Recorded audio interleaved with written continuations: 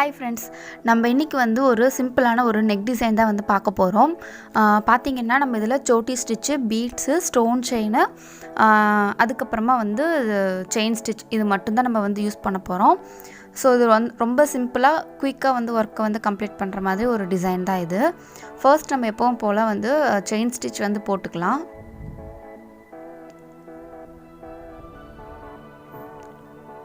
ஆரி காட்டை பற்றின டீட்டெயில்ஸ் வேணும் அப்படின்னா இதுக்கு முன்னாடி வந்து நம்ம ஆரி காட் வந்து எப்படி ஃபிட் பண்ணணும் அப்படிங்கிற வீடியோவும் அதோட ப்ரைஸ் டீட்டெயில்ஸும் நம்ம வந்து அதில் போட்டிருக்கோம். ஸோ யாருக்காச்சும் அது ஆரி காட்டை பற்றி தெரிஞ்சுக்கணும் அப்படின்னா அந்த வீடியோ போய் செக் பண்ணி பாருங்கள். நான் டிஸ்கிரிப்ஷனில் கூட உங்களுக்கு அதோட லிங்க் வந்து கொடுக்குறேன். ஸோ நம்ம வந்து டபுள் லைன் வந்து செயின் ஸ்டிச் வந்து கொடுத்துக்கணும். அடுத்தது ஒரு லைன் சுகர் பீட்ஸ் வந்து நான் கொடுத்துக்கிறேன். நீங்கள் வந்து இப்போ சுகர் பீட்ஸ் வேண்டாம் அப்படின்னு சொல்லி நினச்சா கூட இதை அவாய்ட் பண்ணிவிட்டு நீங்கள் டேரெக்டாகவே கூட வெறும் த்ரெட் ஒர்க் மட்டும் வேணும் அப்படின்னு நினச்சா சோட்டி ஸ்டிச் வந்து நீங்கள் இதில் போட்டுக்கலாம். ஏன்னா நிறைய பேர் வந்து ரவுண்ட் நெக்கில் வந்து எப்படி சோட்டி ஸ்டிச் வந்து அப்ளை பண்ணுறது, அந்த கர்வ் போர்ஷன்ஸ்லலாம் எப்படி வந்து போடணும் அப்படிங்கிற மாதிரி வந்து நிறைய பேர் கேட்டிருந்தீங்க டவுட்டு. அதனால இப்போ இந்த வீடியோவில் நான் உங்களுக்கு வந்து அது எப்படி வந்து அந்த டேரெக்ஷனில் வந்து நம்ம போடணும் அப்படிங்கிறது வந்து உங்களுக்கு கிளியராக நான் வந்து இதில் காமிச்சிருக்கேன்.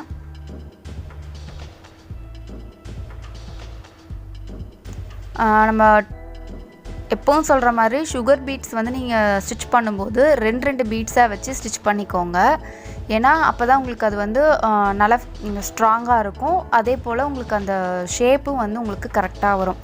நீங்கள் வந்து அதை ஒரு 3 பீட்ஸாக 4 பீட்ஸாக வைக்கும்போது உங்களுக்கு அந்த இடம் நெளியாக வந்துடும். அதில் அந்த ஷேப் வந்து உங்களுக்கு கரெக்டாக வராது. இப்போ நம்ம வந்து இந்த சோட்டி ஸ்டிச் வந்து எப்படி போடுறது அப்படிங்கிறத வந்து பார்க்கலாம்.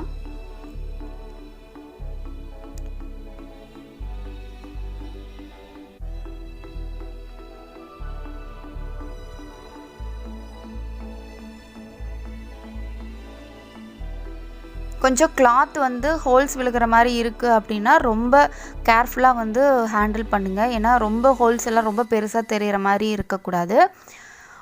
ஓரளவுக்கு நம்ம மேனேஜ் பண்ணி, அதாவது செயின் ஸ்டிச்சஸோ இல்லை வேறு ஏதாவது ஒர்க் வச்சு கவர் பண்ணுற மாதிரி இருந்துச்சுன்னா பிரச்சனை இல்லை. அது விசிபிளாக வெளியில் தெரியுது அப்படின்னா அந்த இடத்துலலாம் நீங்கள் வந்து கொஞ்சம் பார்த்து கரெக்டாக ஹேண்டில் பண்ணணும்.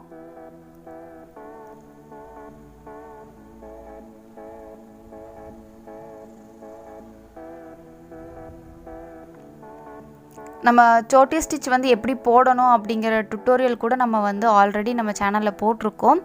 யாருக்காச்சும் இதோட கிளியர் எக்ஸ்ப்ளனேஷன் டுட்டோரியல் வேணும் அப்படின்னு நினச்சிங்க அப்படின்னா கண்டிப்பாக போய் ப்ளேலிஸ்ட்டில் வந்து சர்ச் பண்ணி பாருங்கள். அதில் கண்டிப்பாக உங்களுக்கு இந்த டுட்டோரியல் வந்து இருக்குது, எப்படி வந்து ஒர்க் பண்ணணும் அப்படிங்கிற டுட்டோரியல்.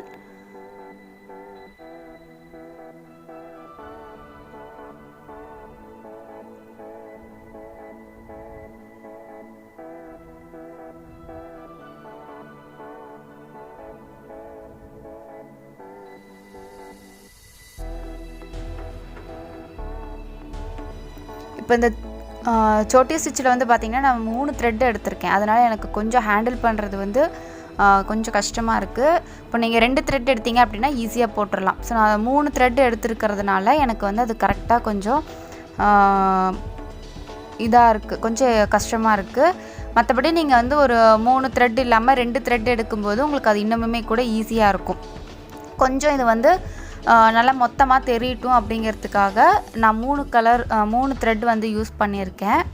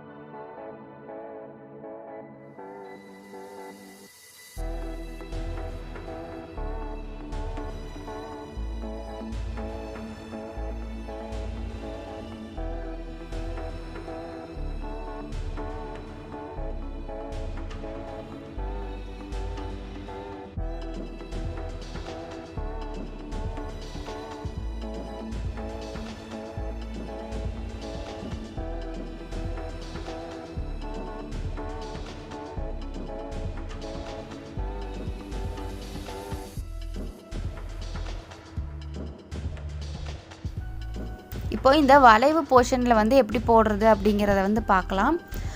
இப்போ வந்து இந்த வளைவு கிட்ட வரும்போது இப்போ வந்து பார்த்திங்கன்னா நான் கொஞ்சம் முன்னாடியே வந்து ஸ்டாப் பண்ணியிருக்கேன். நம்ம ஸ்ட்ரைட்டாக வர்றப்போ எப்படி போட்டோமோ அதே மாதிரியே தான் நீங்கள் இதையும் கொண்டு வர போகிறீங்க.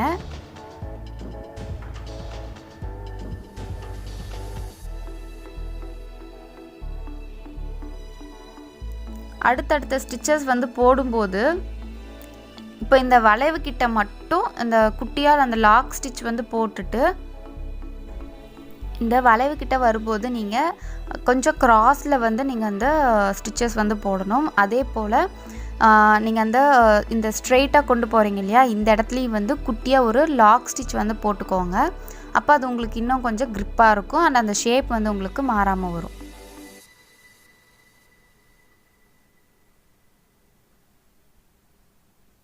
அந்த கர்வ் போர்ஷன் வந்து நம்ம போடுறப்ப மட்டும் இந்த மாதிரி மெத்தடில் போட்டுக்கோங்க. அண்ட் மற்றதெல்லாம் நீங்கள் வந்து எப்பவும் போல் நீங்கள் அப்படியே ஸ்ட்ரைட்டாக கொண்டு போய்க்கலாம்.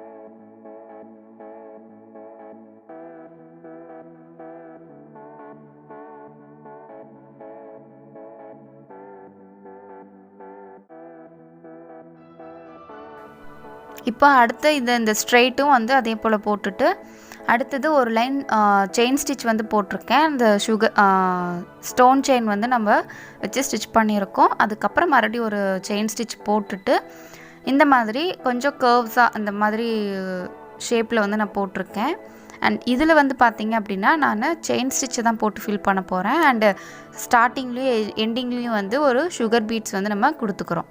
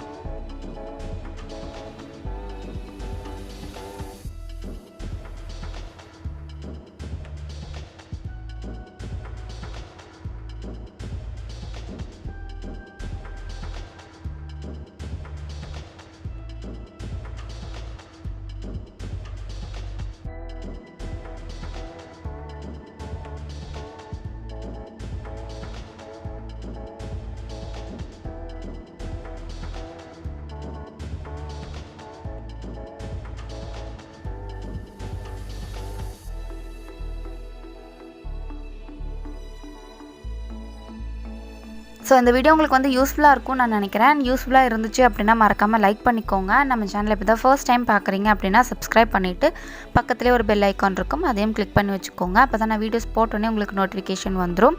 அண்ட் வேறு ஏதாச்சும் டவுட்ஸ் இருந்துச்சு அப்படின்னா கண்டிப்பாக கமெண்ட் பண்ணுங்கள். அண்ட் ஆரி ஒர்க் பற்றின டுட்டோரியல்ஸ் எல்லாம் நீங்கள் தெரிஞ்சுக்கணும் அப்படின்னா ப்ளேலிஸ்ட்டில் போய் ஆரி டுட்டோரியல் இருக்கும், அதை செக் பண்ணி பாருங்கள். தேங்க்ஸ் ஃபார் வாட்சிங்.